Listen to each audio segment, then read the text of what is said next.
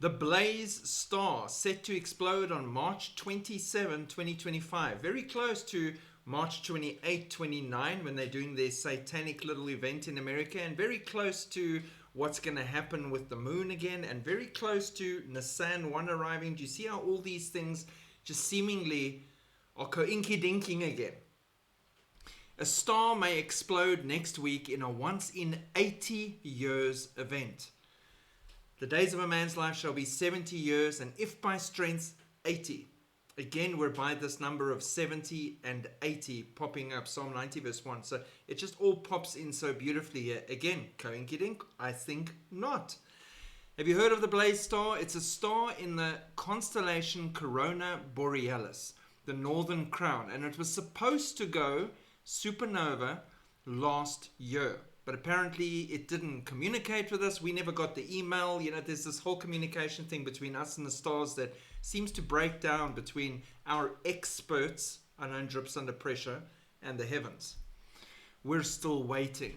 But when it does erupt, it'll be a once-in-a-lifetime show in our night sky. But now, even though it didn't happen then, they're convinced it's going to happen end of March. Maybe closer to the 29th. The binary star system called T Corona Borealis, TCRB, dramatically brightens every 80 years and was last observed doing so in 1946.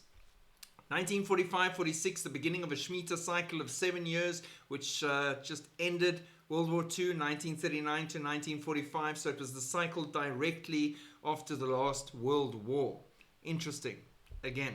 According to empirical extrapolations, the long-anticipated nova is thought to be heading for an eruption on Thursday, March 27, 2025, after which it's predicted to become visible to the naked eye for a few nights.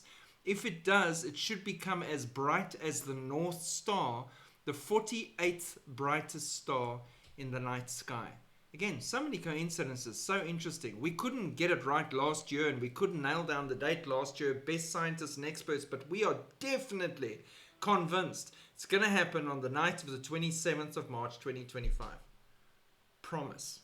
But it could happen on the 29th or just into Nissan.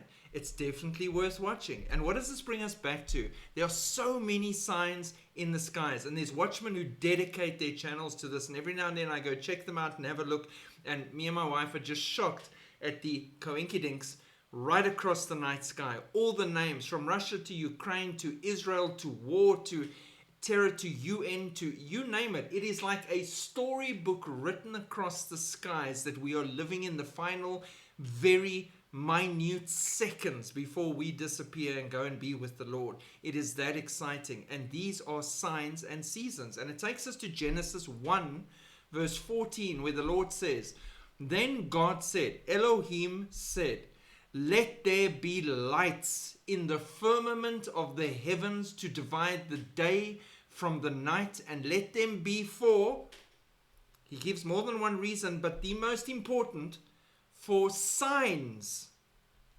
and seasons and for days and years."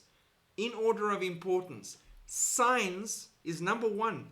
It is the chalkboard of God saying, "Hello people, open your eyes. I'm coming back. Heads up, I'm about to make some noise." So it's exciting. I thought I'd share this one with you. For those of you who can see it when it does happen, I usually have clouds, and you know what? I'm waiting to see everything from the top down very shortly. You guys enjoy.